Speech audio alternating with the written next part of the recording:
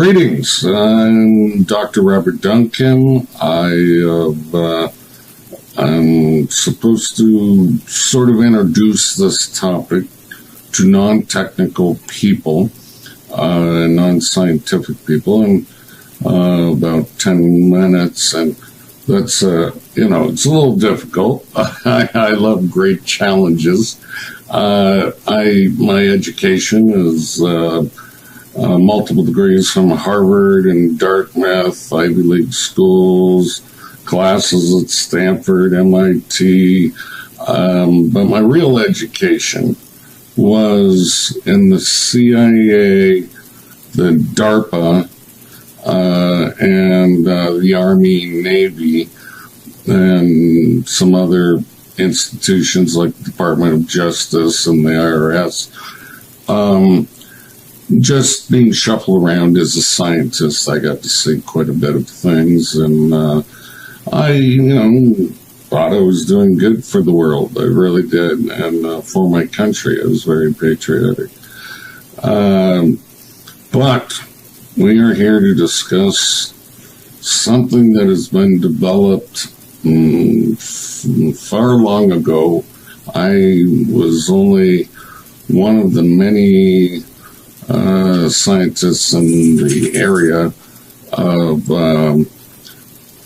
improving the weapons capabilities of this system. And they're called neuroweapons. The good goal was supposed to be we can behaviorally modify any human being on Earth, and that includes soldiers or other humans that oppose the United States without bloodshed. Well, it turns out these weapons are far worse than nuclear weapons. They destroy the mind. They can be used for, let's say, changing gun laws in a country and create Manchurian candidates and shooters and stuff. So the CIA has been keeping this research incredibly secret for quite a long time. I got involved at a very young age, but what I'm here to do is introduce this topic with our host and to give you just a sense of just a few of the technologies that can do this. We're so advanced now, we can make you think, feel, or anything we want.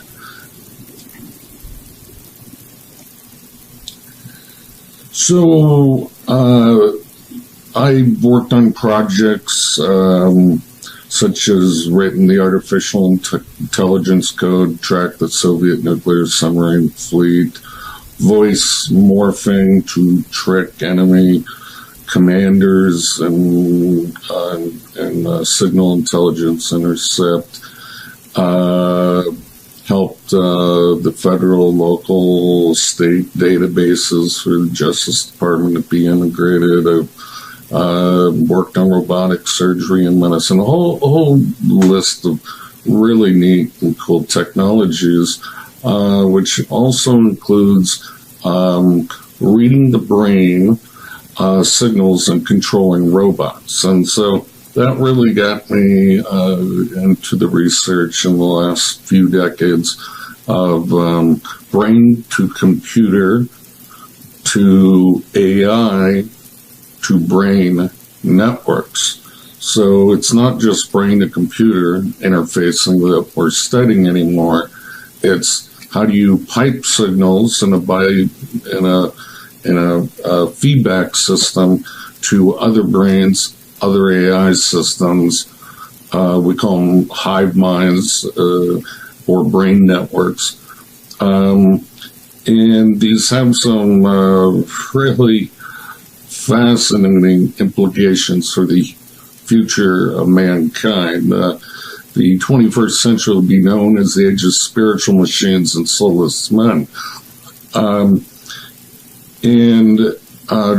The host of this presentation is Desiree Foley, And I think she's going to talk about her experiences of being a target of some of, I just have to take a deep breath, of our research on human beings. And you can imagine that this is a war tool first, before all the beautiful and great things that can be done with it. I disagree with its secrecy, clearly. I've been an advocate for human rights and against secret torture and mind control for quite a long time as well. But the public doesn't seem to even understand what the issue is, because they don't understand the technology. They don't understand that we can control brains. Your very signals we can nudge in any direction, subliminally or overtly in many torture cases. And Desiree wanted me to give you a brief introduction to at least some of the basic concepts and technologies used to induce no-touch torture, pain in the brain, perceived as pure pain, I mean, for a human, but it does very mild physical damage, but there are secondary and tertiary health effects, obviously, from torture that can lead to death and worse. The mental scarring never goes away. So let me get started on that. I think I have about 10 minutes to do a very complex presentation, but I'll try to make it as simple as I can. Okay, let's get right into it. I need to talk about directed voice sound weapons, and it goes much deeper than that, but let's do some of the unclassified stuff. Directional sound weapons such as LRAD, which is a long-range acoustical device, is what that acronym stands for, but it's used in crowd control and can send a message at a very long distance to disperse crowds at a very loud volume. The audio spotlight is a phased array, which just means a set of transmitter speakers, and what they do is emit an ultrasonic sound that you can't hear from any individual speaker, and then they use beamforming to focus it in a very specific direction on an individual or place, or bounce it off of some other wall or object. Lots of trickery can be done with it.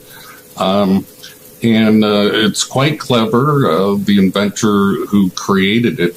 And I'm dividing this up into some different categories, and this is by no means a full list. I just need to go through this to show the development of where we are with our trickery of putting voices into people's heads. Bioheating is one of the very old, but it's not talked about much, technique called the Frey effect or Frey effect. It's a radio microwave spectrum hearing effect, and that what it actually does, if you ask Dr. Lin from the University of Chicago, is it heats the brain slightly, which causes it to expand, and then when the energy's gone, it contracts back. But this is done very quickly, and it vibrates the inner ear to then create the sense of sound.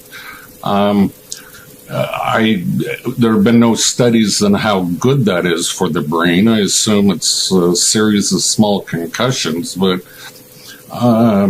we'll remember this. It's an Army tool that they pulled off their website called V2K, and you can't block it by plugging your ears. So we'll talk about that a little bit later, but biomechanical methods such as bone conductance. There are headphones which will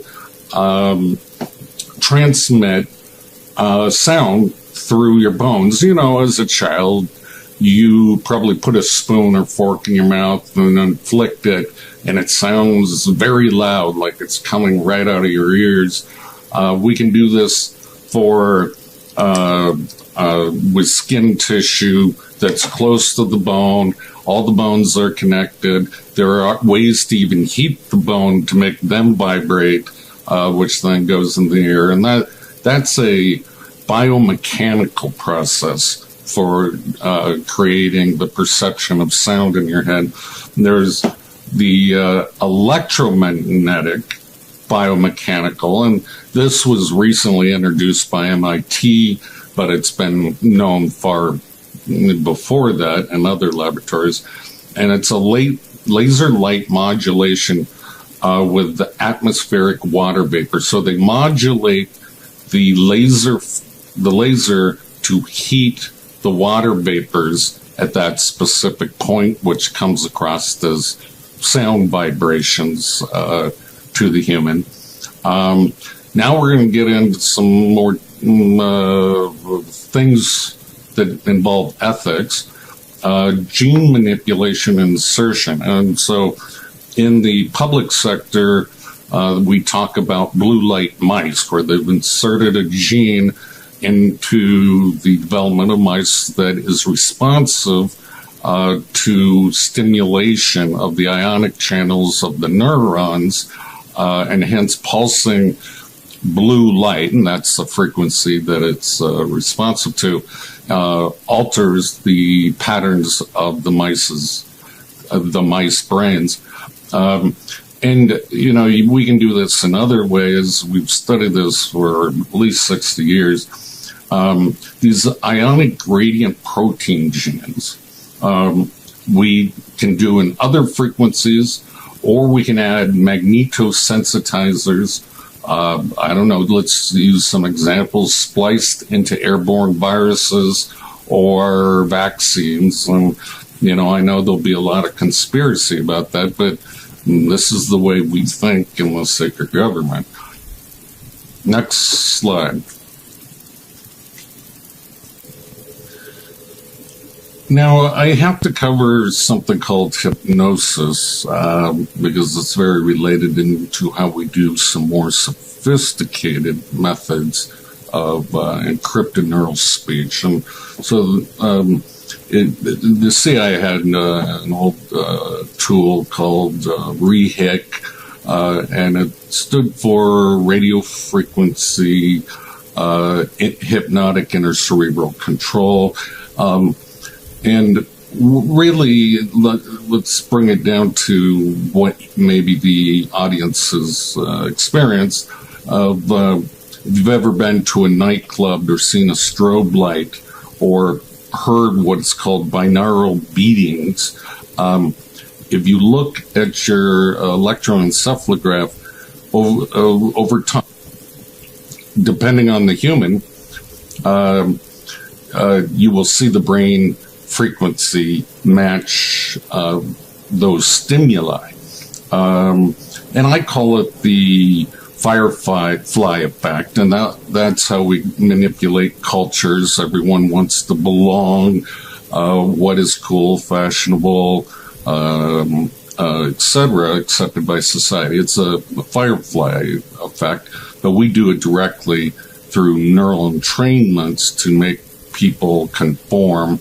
I'll get into that more.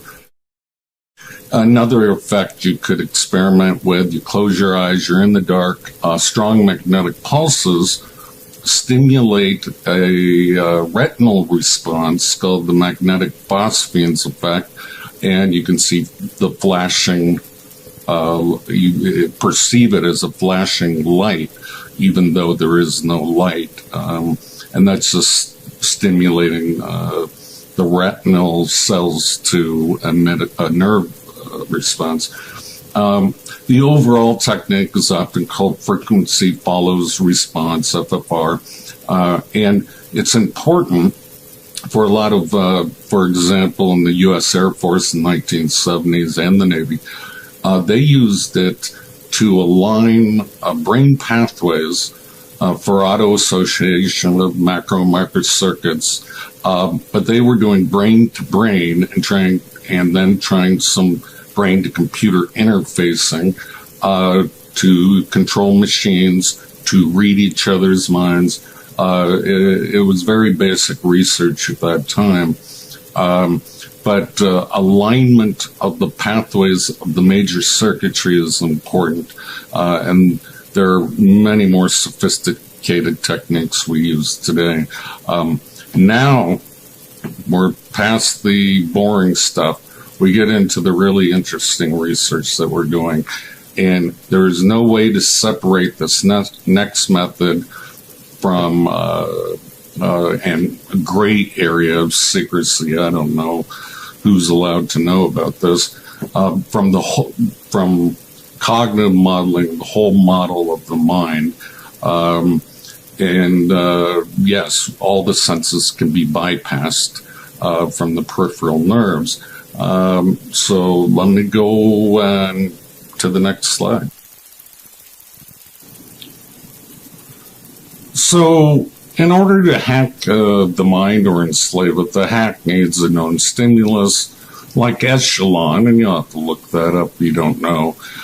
Knowing what you're listening to on radio or TV, or perhaps back to what I referred to with the Army, the microwave hearing effect, called V2K, to pipe specific speech into the inner ear's perception, which is turned into nerve impulses, grossly termed EEG, electroencephalograph, and MEG, magnetoencephalograph patterns, would also work as a starter.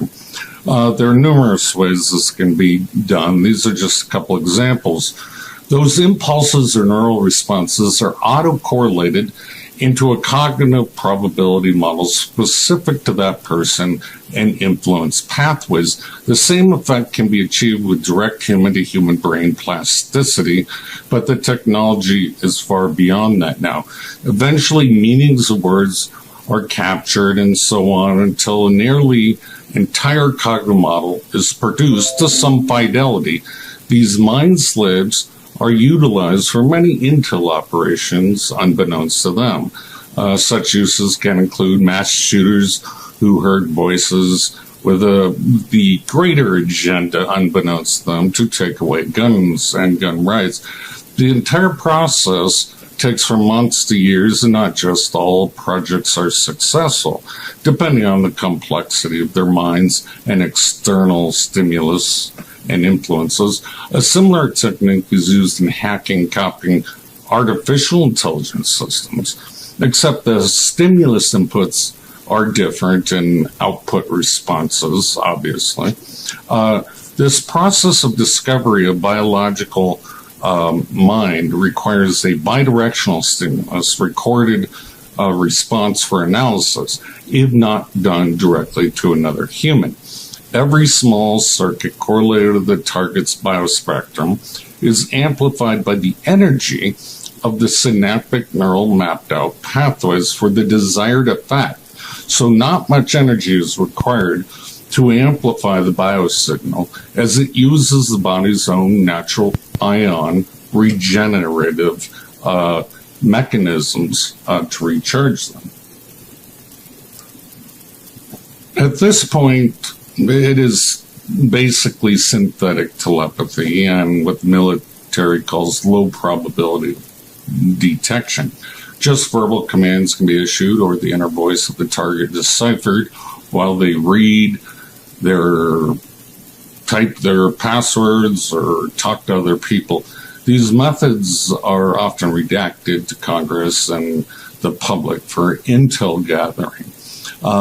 For a simple example, it's easy to pick out a heartbeat from the other summation of the autocorrelated biosignals, i.e., all the body, brain, electrical, and magnetic activity. Induction of higher level functions of the brain, such as hearing and other senses, are thereby achieved bypassing the peripheral nerves, but not but inducing the same perceived experience, useful for no-touch torture as an example, and that is useful for depatterning the brain and reprogramming. I don't nearly have enough time to get into details of the signal intelligence and psychological operations involved.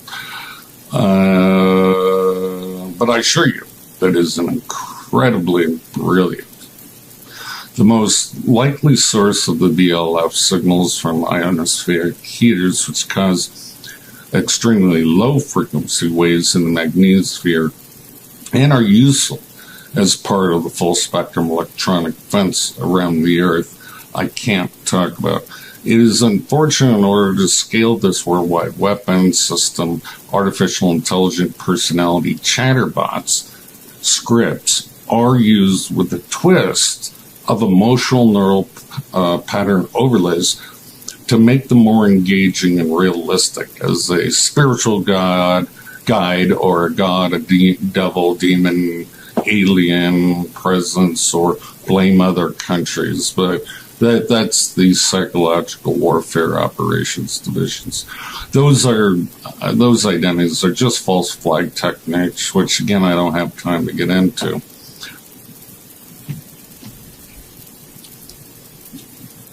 But the interesting research is in the interconnectivity of multiple minds together and those hive mind groups connected to others in a much larger network, and how to influence them without their knowledge. They experience it as intuition or extra senses, which we used to call ESP, in the more subtle modes, as this following video will describe. They had 3 monkeys with chips in their brain. Each of these monkeys can only see in 2 dimensions, 2D. But the monkeys together are rewarded with a treat, with some good food, if they can move a dot on the computer screen in 3D space to the right location. Well, each of these monkeys can't do it alone because they can only see 2D. They can't even move in 3D. But together, all 3 of those brains learn how to work together to consistently move the dot to the right 3D location. That finding is actually amazing. What it is telling us is that when multiple brains are wired together, they can perceive the world in a way that a single brain might not be able to do. They are collectively working as a single intelligence. Now, the monkeys aren't consciously aware that they are wired to other monkeys' brains. They don't have to know that. They are actually just getting the information and perceiving it intuitively.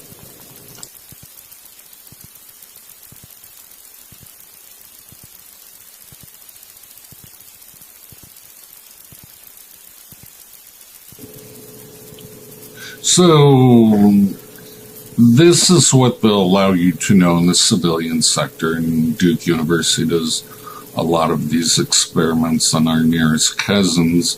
But when it's done to humans, and unfortunately we've done a lot of experiments on humans non-consensually since World War II, and they can I call it the empathy machine. They can feel each other's pains and hear each other's inner voice, and we rewire them in a lot of different ways.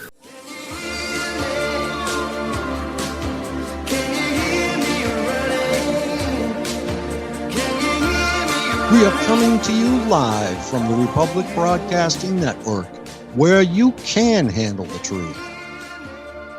Good evening from Boston, Massachusetts. My name is Frank Allen. Tonight, an evening with Dr. Robert Duncan on TM Radio. I have found it most difficult to write to include everything that Dr. Robert Duncan has accomplished in his lifetime. This feat would take the balance of the entire evening. I will begin with books that he has authored. The ones that I am familiar with are How to Tame a Demon, Project Soul Catcher, and The Matrix Deciphered. The first two are available on Amazon, and they are a very good read for a target. His education is exemplary. After preparatory school, Dr. Robert Duncan attended Harvard University. He graduated with high honors in computer science and a minor in pre-med. He then earned advanced degrees from Harvard and Dartmouth in business and science. He has, to his credit, an AB, MBA, SM, and PhD. Preceding graduate school, Dr. Duncan worked for the Department of Defense, Navy, NATO, and various intelligence agencies' computer science divisions. His research interests have been in neural networks, virtual reality, and EEG-controlled robotics. Dr. Duncan has been a professor, inventor, artist, and writer. He is one of the last Renaissance men. His lineage to include President Lincoln, King Duncan of Scotland, and William Bradford, the first governor of Massachusetts. Okay, I have question one. Dr. Duncan, where do you believe the source of the signals that inflict this torture upon the citizens of the United States is located? And in your opinion, or based in fact, are there many locations sending out these signals to ground-based radar or satellite platforms?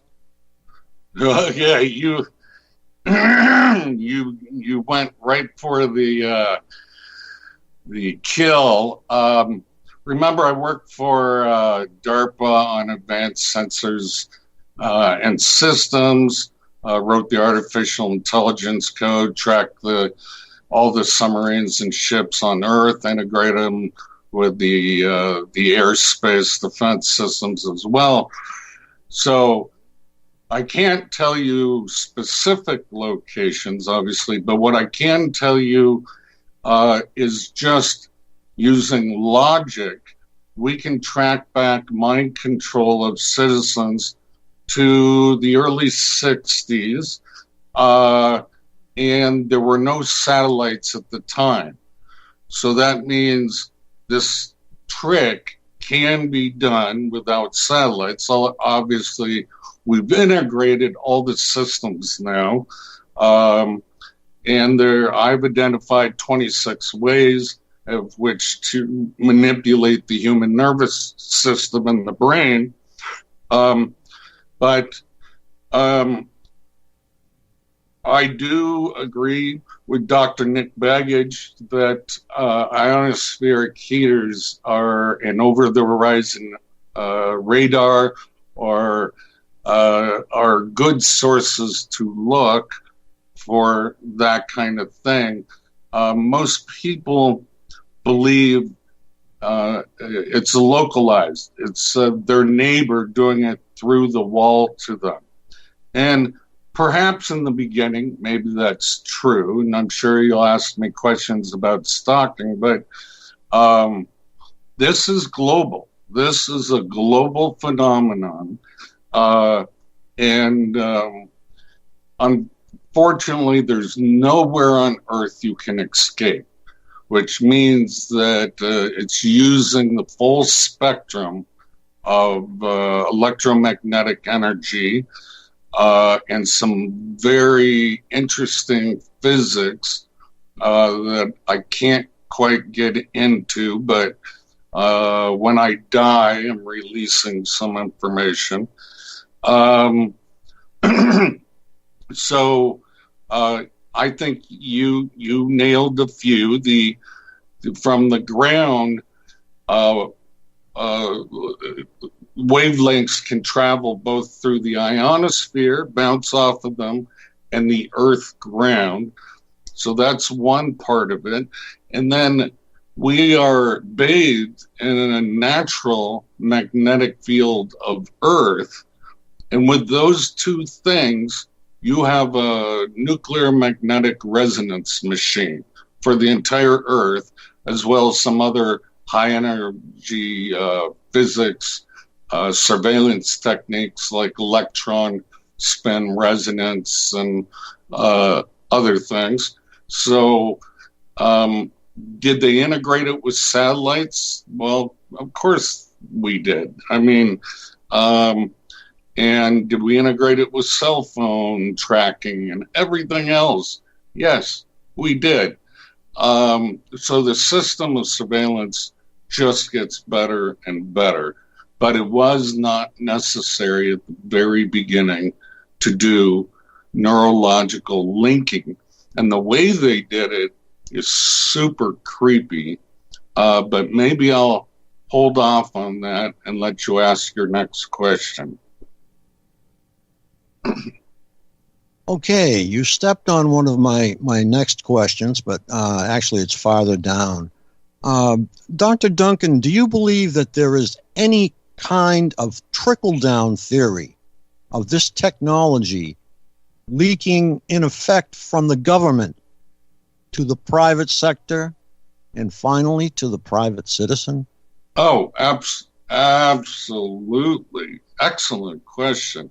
So the strategy that we use, in the secret agencies, I see my own work from 25 years ago just now becoming new with the civilian sector scientists.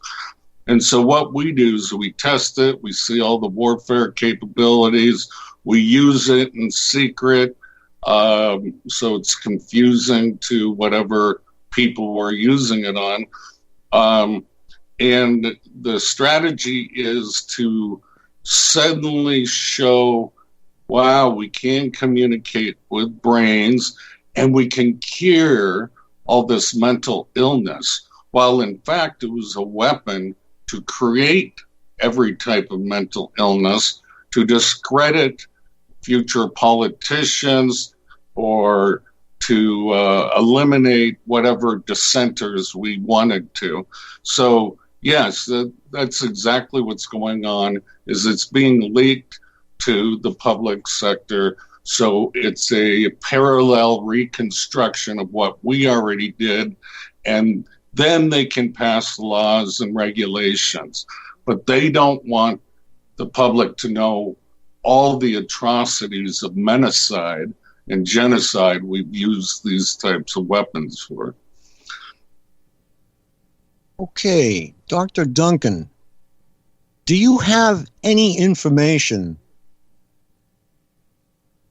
that might suggest that government installations have been hacked or access to these installations sold to private parties? Relative to this, could a DOD or Navy website be accessed by operators hacking into the site? Well, I mean, that's all, the cyber warfare goes on all the time, but this is actually called cybernetic warfare, when you're interfacing with biological creatures as well as computer systems.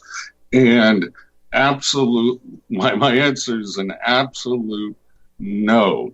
And the reason for that, this is considered a weapon of mass destruction of both minds or of populations. We can incite wars. We can, we get our redacted intel by dream programming and extraction. There are 100 uses that we've been using it for, and so they would government would never allow this technology to be used by some criminal organization outside of their control.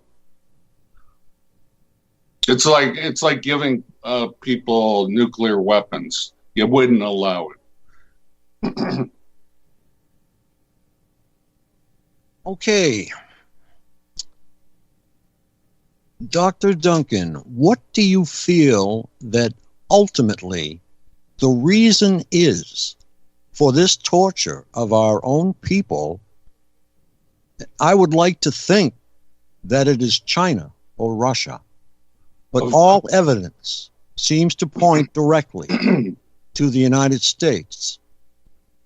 Although we had one attack that I can think of from the Russian Duga antenna array powered by the Chernobyl nuclear plant in the Soviet Union, July 4th, 1976. Okay, you touched on a whole lot of topics. The U.S. Embassy in Moscow in the 60s was attacked by microwaves, and rather than protecting the employees, DARPA scientists were sent in to study what the Russians were doing and what the long-term effects were. A lot of them got cancers and other things. So they weren't really protecting it. And that then leads to this Cuban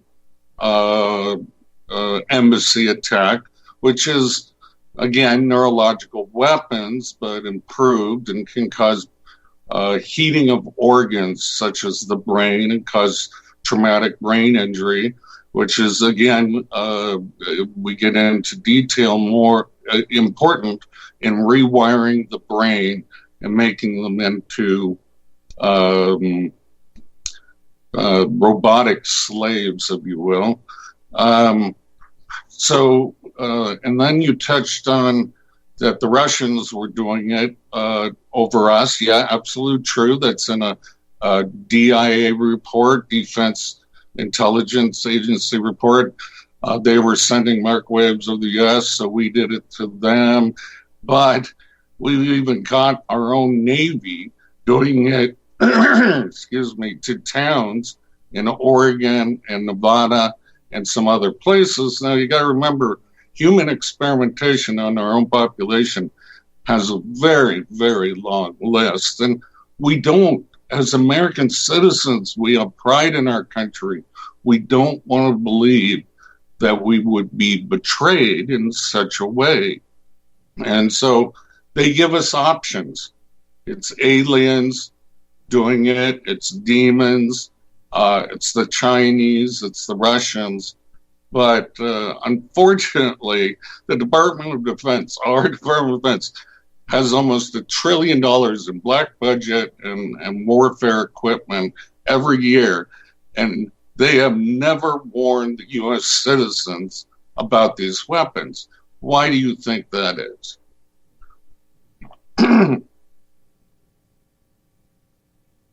Well, you've got me there. Everyone, all of the countries, seem to want to put a lid on this. Nobody wants to let the cat out of the bag. Yeah. Isn't that interesting? And so I read someone sent me some CIA documents and said that we actually work with the Russians on the cooperative advancement of these technologies. China, they're a little late to the game, but they're there. And think about it.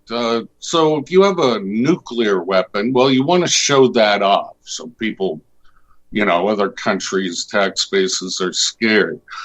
But something like this is completely invisible, where you can control the guys with their fingers on the nuclear buttons, that you want to keep secret. If you tell everyone, it loses its power. They would be able to notice that they're under some sort of influence. They call it psychic influence, but it's really a neurological link using a cognitive model of that individual. Okay, I just wanted to mention we have callers stacked up. I have 2 more questions, and then we will open the lines. We are only going to do 1 commercial on the half hour. So this is the question that you sort of stepped on, I think. Dr. Duncan, the Schumann resonance is the only signal that exists naturally around the world. Can you identify a way in which the Schumann resonance could be used against us? Yes. Interesting question again. And I've been asked that before. But if you look throughout history, the Schumann resonance, what is it, 8.3, roughly around there, hertz. And that is what we creatures evolved under. And the human brain, when it is most normal and relaxed and concentrated, happens to fall within the Schumann resonance. And that would make sense. And so if you were to overpower that natural Schumann resonance by a slightly different frequency, you could make that entity, I mean, this doesn't just apply to humans, it applies to all animals with the brain. You can make them agitated, you could make them sleepy, all sorts of emotions. And another interesting fact is the Schumann resonance has harmonics, and those harmonics over the last 15 years have increased dramatically. We have to assume due to electromagnetic pollution. And yes, it's going to affect every creature and every mind on Earth. So yeah, just doing that very simple thing, using a harp type weapon, would alter the emotional states of entire populations. Okay, I have 1 more question. I actually have another, but I would like to, if I have time, I will ask it. Dr. Duncan, the use of PLC, or power line communication, is becoming a known fact, although little is known about its potential as a proposed secondary means of carrying maybe just voice to skull and not the attacks which could come from another source. Brilliant. And I envision the Lily Wave, which is very brain friendly. Yes. So you can go back to Russian literature, I think in the 1930s, and they were using power lines for these types of population control and mood control. And yes, and you even now, I remember I didn't fully answer a question you asked previously. Satellites can be taken over. You can use other people's satellite dishes for your communications. And so in a sense, you can take them over. And similarly, with extremely long wavelength frequencies, the Earth's power lines can be used as an antenna to pick up and retransmit these frequencies within the brainwave wavelengths. So your question is quite brilliant, and yes, it is true. Okay, I have one last question, and that will finish out the half hour. The Massachusetts Institute of Technology released a paper which appeared in Optics Letters January the 19th, 2019. This paper described the use of lasers to project voices to an individual having no receiver. Could this be a device that is used in conjunction with ground-based radar installations and satellites? Yes, but however, that was invented a long time ago. Like I said, parallel inventions are allowed to happen. So I think I've identified 4 different what we call voice to skull, or the Army calls it that, methods of piping voices into people's heads, voice of God weapons.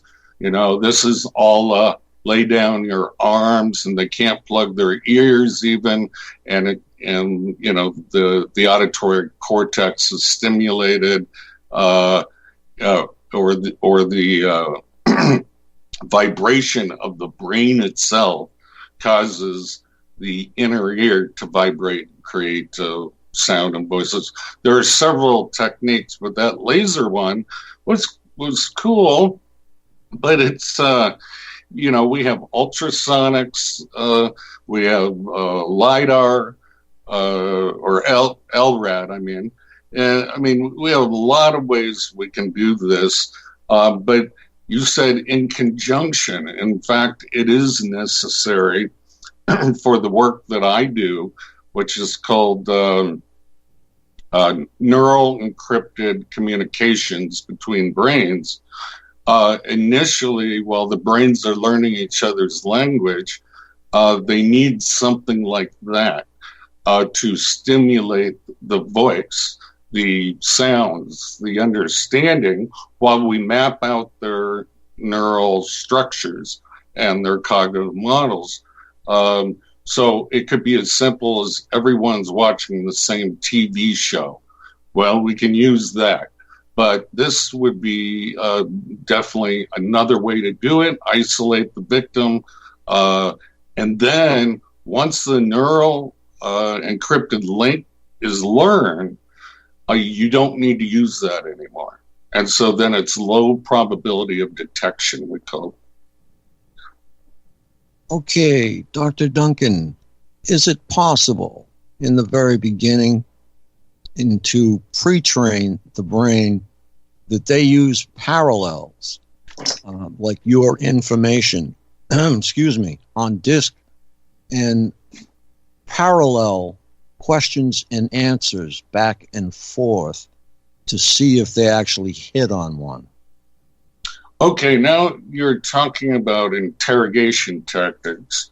These are well written about in the CIA manuals, and often when they grab a target, they use confusion tactics. We're a satanic cults, and we're using magic on you and that kind of stuff. But they'll use usually four different interrogators in the beginning, and they'll ask questions. And part of the war games that are being conducted now is how well do these people score getting information, walking them back through their timelines. One of my CIA buddies told me this, that they do it with terrorists physically, with newspapers misprinted on the dates and things like that. But the same techniques are being used by these guys in the neurological realm. And the answer to your question is yes. That's a very common technique.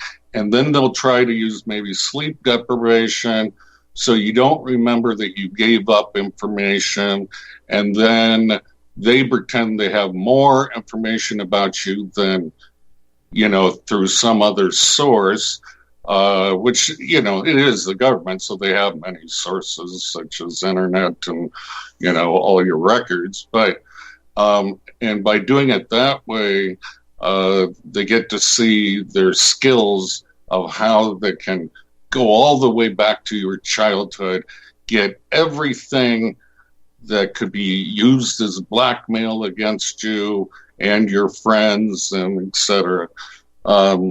Yeah, that's a very big topic, is the interrogation techniques. Okay, Papa from Tennessee, you have a question. You have 3 minutes. Yeah, I actually have two of them. Can you hear me? Am I live? Yes, sir. Okay, good deal. Yeah, I actually have two questions, and hopefully I catch you before the song comes on. Going back to, well, not going back, you were just now speaking about techniques, and PSYOPs is how I like to refer to it. I'm from San Diego originally, and San Diego back in the day was known for primary control of certain narcotics. And do these programs, I mean, you said earlier, you know that the stalking question's coming, and that's going to be me because I'm still at street level, although experiencing some other things are starting to come on, or I'm just noticing them. But for me, this started out as a psychological operation because when I was 18, I was young and dumb, and I chose to live a recreational lifestyle. And I do mean recreational. I was kind of a weekend warrior, although I had bouts of longer downtime. And so it would come in with an extravagant amount of theater, psychological theater. And is that a technique that you're familiar with, Doc? Wow. Okay, the music's coming on. That would take me about 3 minutes, Dan. Should I wait for after the commercial to... oh, yeah, sure. Okay. Papa, hang on. And we have to go to commercial, folks. Thank you very much for listening. And thank you, Dr. Duncan.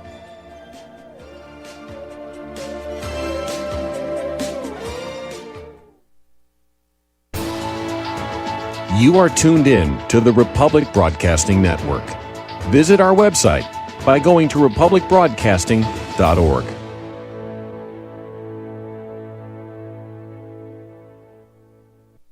Tired of being lied to by mass media? It's growing more and more apparent today that news is received less and less through standard media outlets. Even with a growing audience every day, RBN is beginning to direct more efforts into social media. Social media and the use of the internet is fast becoming the primary source of people for news, regardless of demographic. RBN has set out to provide some of the best news on the internet through republicbroadcasting.org, and also has begun to use the tools to our advantage by way of social media. Republic Broadcasting is now operating a Facebook page to function as yet another avenue to have our collective voice reach new audiences across not only America, but across the globe as well. The Facebook page features not only news, but also an RBN player to listen to our broadcast.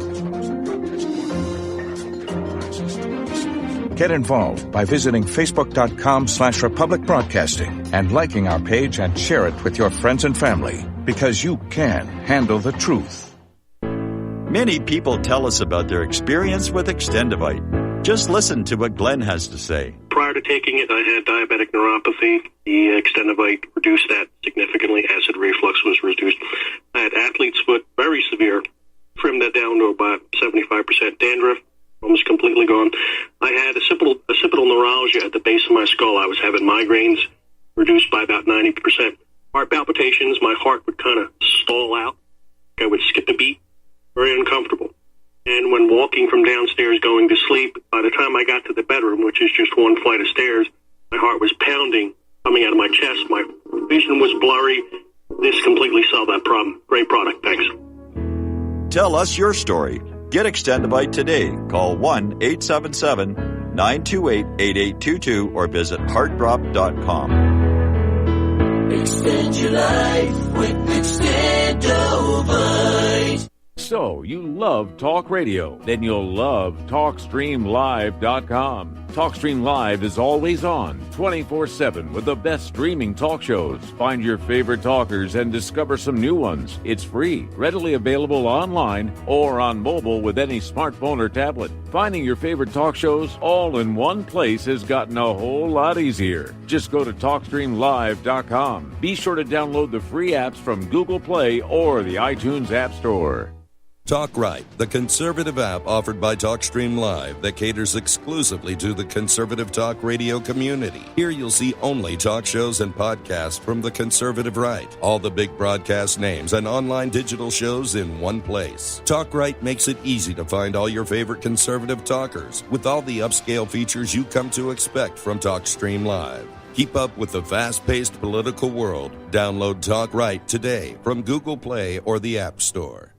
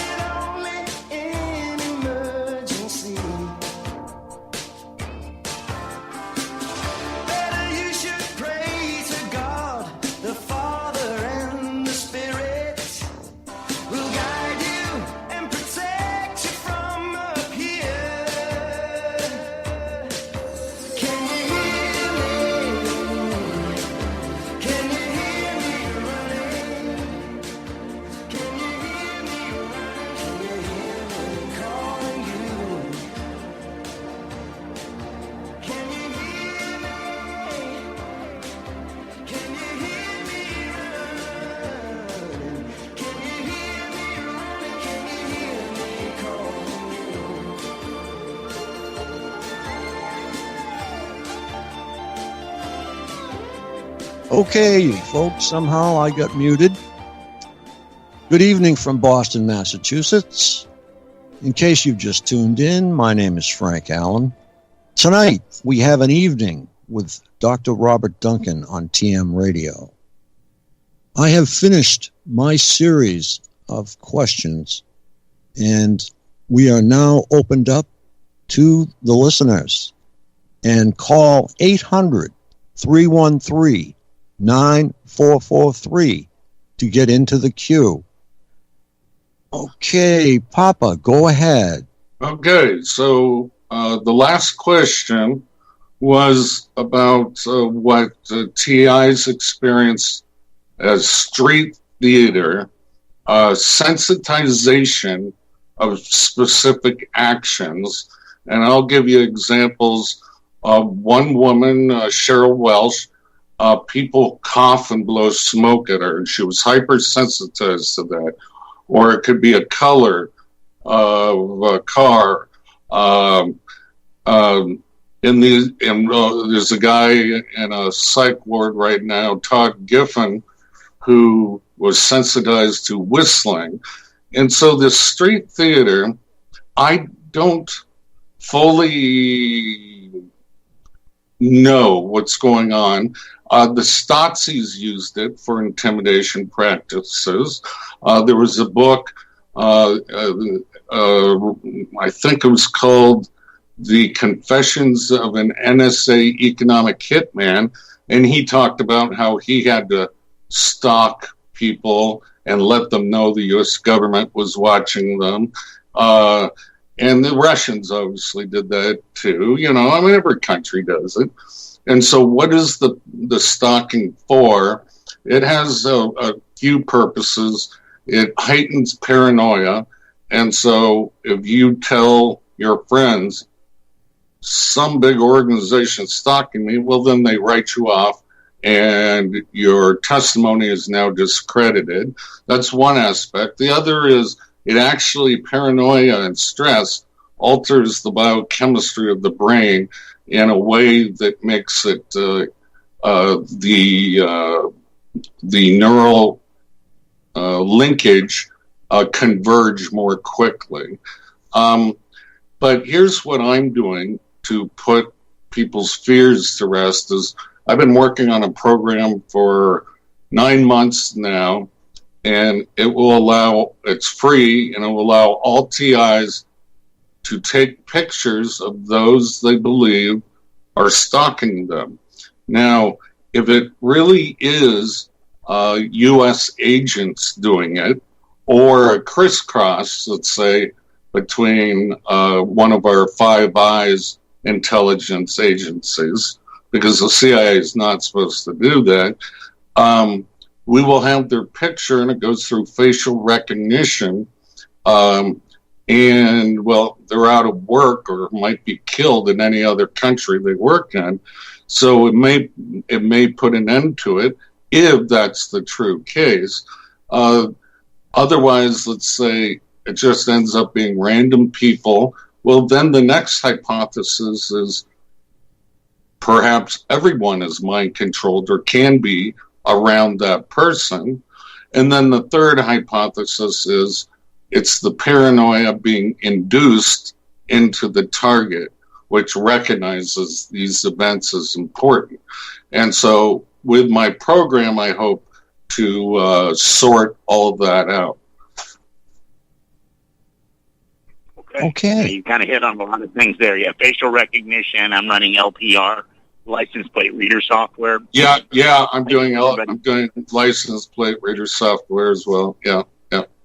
Yeah, I've got 16 high security cameras around my house. I've talked on Frank's show how they hacked into it. This is a system that is not online. I do the manual updates, and they still manage to get in because you got to download the upgrade anyway from an internet source. They managed to get into that, and the owner of the company was saying who rewrote my code, and then eventually he went silent. And but I've got a few people. I had one other question for you, Doc, and then I guess a few people are having trouble getting on. Frank, Maryland's firing. Yeah, there's a lot of people, Papa.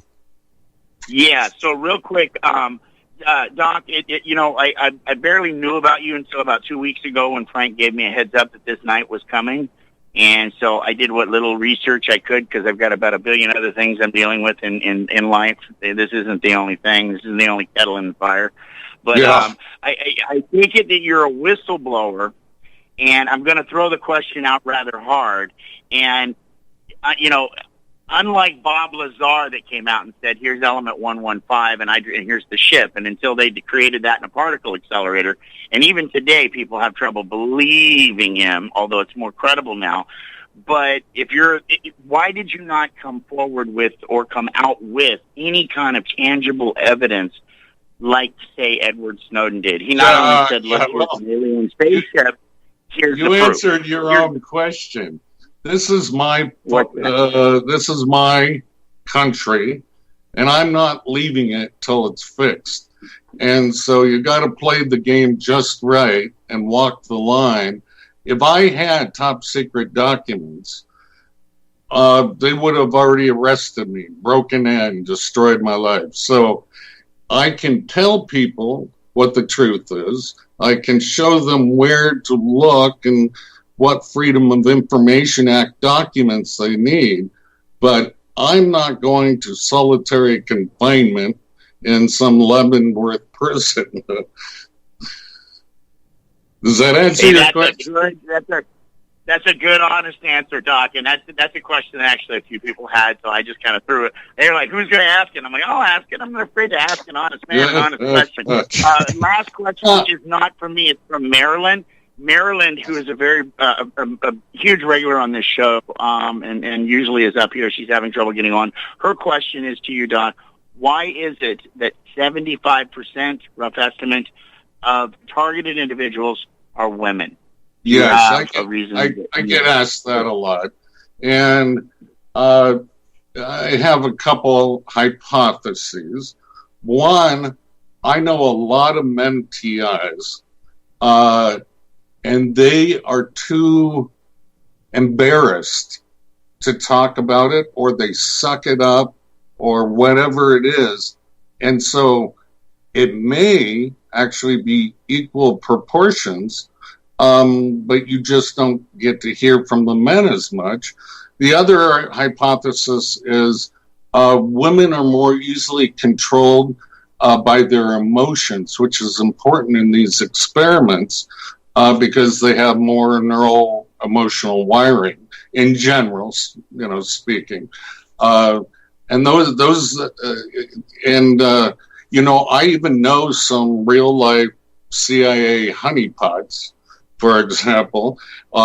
It depends on their program. What are they being programmed to do? Just die, or go on a killing spree in a school to change gun laws?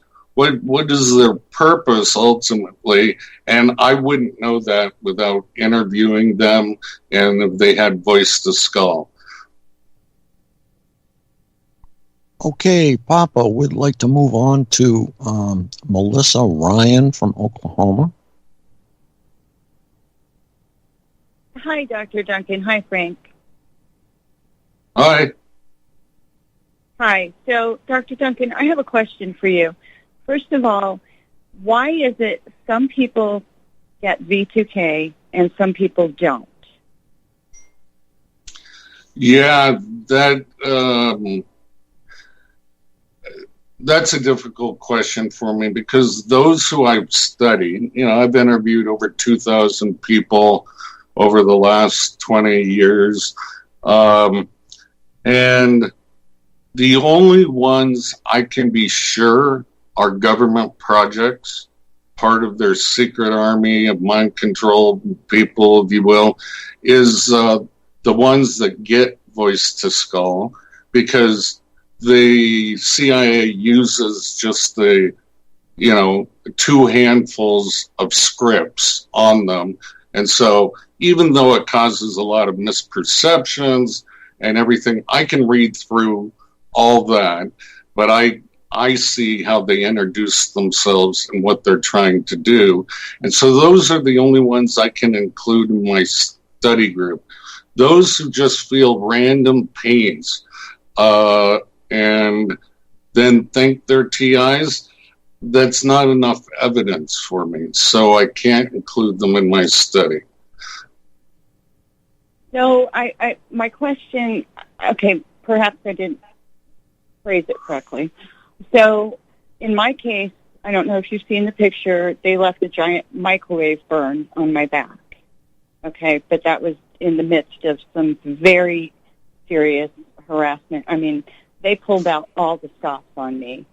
I'm just wondering, and I'm certain if they could have done V2K to me, they would have. However, after that, what happened? All right. I understand your question. Somebody got very heavy-handed, and I have remote neural monitoring, so I do get constant pressure in my ears, alternating right and left. Yeah, I'm wondering, what is the point of that? It's almost like I'm hooked up to AI and I can't be unhooked, because my stalking has stopped. The harassment has stopped, but the neural monitoring, I guess that's what you'd call it, goes on. Well, no. Let me ask you a question. How do you know the neural monitoring is going on if you have no feedback? You said the torture. Well, it corresponds to my every thought. It's yes or no, and for whatever reason, I don't remember. I do remember getting several darts in my eyes that like pins, and I kept thinking, how did I keep getting something right there in that same spot in my eye, in the corner of my eye? At some point, I realized they could see what I could see. There were a multitude of things going on. So okay. I'm okay. just No, curious I believe you. I believe you. I think that it's just a limitation of the technology that they weren't able to cognitively model your auditory cortex. Otherwise, you would have the V2K. It's just, no weapon system is totally perfect. And in fact, that's why they have so many of TIs from every walk of life and every culture to try to fill their database with the probability models of the of this weapon system for total control over all humans. So, that leads me to my next question. If the ultimate outcome here, or the ultimate goal, is world domination, once that's achieved, then what? I always think, well, yes. Okay, but then what are you going to do? Yes. Oh, that question bothered me for so long. And here's the plan. They don't believe humans, as they grow with technological capability, can stop their inherent sinfulness, and that a single individual can wipe out the world now if they're not monitored. And so they're going to a system that would be a global hive mind, a peer-to-peer system with no secrecy, no judgments, and we work from that state. So they have a long-term plan, and I don't necessarily disagree with it, and a lot of people will hate me for saying that. I just disagree with the route they've taken and the methodology they've taken to torture so many innocent people just so they can get the data that they need. Is it true that there are people that are actually pressing these buttons? Because I find that rather difficult to believe. It's happening so quickly in real time. No. It's all just a program, artificial intelligence, but they're chatterbots. You know what a chatterbot is. They don't work on everyone. Often people can realize this isn't a human. It can't remember anything I just said. It's just trying to incite me by questions, blah, blah, blah. And so with that, they have to have a human monitoring person that then can interject language that's believable as another being. But most of it is all programs. So, for example, if you hate stalking, it will keep creating that stalking for you. Right. That's what I noticed. As soon as you can reprogram it. Yeah. So let's say you can reprogram it. If you learn to separate in your mind the pain of a needle in your eye from as a false pain signal from a real pain signal that something's wrong with your body, they'll move on. They won't do it anymore. And that's the way the program works. It's why it's called Satan, silent assassination through adaptive neural networks. And it will only focus on what bothers you. And so when nothing bothers you anymore, that's when it all stops. Yeah. So, I mean, you're free. I mean, when nothing bothers you anymore, you're free. Yeah. It doesn't bother me. So, I mean, is it true that you can reprogram it? Because I thought, well, if this is an AI, then it's just programmed. Well, I can reverse brainwash it. Yeah, but remember, it's bidirectional. It's programming you, and you're programming it. So, don't think you're in control. No, I don't, but I think I'm helping steer it into a better direction, because that's really bothers me is I know this technology actually has a lot of very phenomenally great applications. Yes, and that's why they're going to release it in 2025. The public will get to know, not about that the government developed it, but that the simultaneous rediscoveries will show all the positive uses. We can help with Parkinson's. We can, cure all sorts of mental illnesses and health. And that's the way it's going to be rolled out to the public. But now everyone gets a microchip and we don't have to have cash or keys. But it's still a grander strategy to enslave mankind. Don't forget that. Okay, no, I Melissa. Haven't. Trump. Thank you very much. I'm done. Thank you. Yeah. We have Michael from Phoenix. Hi, Dr. Duncan. How you doing, sir? Good. How are you, Michael? Good. I'm a 15-year Air Force veteran. I've actually been the featured guest on the show before, long-term trauma-based mind control victim. I've gotten every type of stalking, harassment, everything that anybody that's researched targeted individuals can get in my life. And I'm sorry about that. I know how painful it is. Yes. It's been a tough road. How have you coped? Have you discovered any coping mechanisms? Yeah. Just actually, what I do is I document what's going on. I've built my own website, and I realized what was going on in April of 2017 is when the stalking and harassment went overt, and I started trying to figure out what was going on. I found Karen Melton Stewart on the internet, and what she was talking about was very similar to what was going on with me, and I started understanding what was happening, and then I started documenting. I actually, when I was in the Air Force, I was a journalist, photo, video, and broadcast journalist, and I thought, I've got these skills. I might as well start documenting this and bring this out to the public. What's your last name? Or, sorry, Martin, maybe. Okay, yeah, I think I've seen your site. Yeah. Good, awesome. Yeah, we've chatted on Facebook before. We've interacted before, and I tell people about you and your book all the time if they, want to research things. So I think what you're doing is great. But thank you. I was just curious. So, what about how long this has possibly been going on with me personally? I had parents. My dad worked for Lockheed Martin Skunk Works and Rocketdyne. It's obvious why you got targeted, but go on. My mom worked for the Federal Aviation Administration. I was born in Atlanta, California, around Edwards Air Force Base. All of my family were DoD contractors at either Skunk Works or Department of Energy.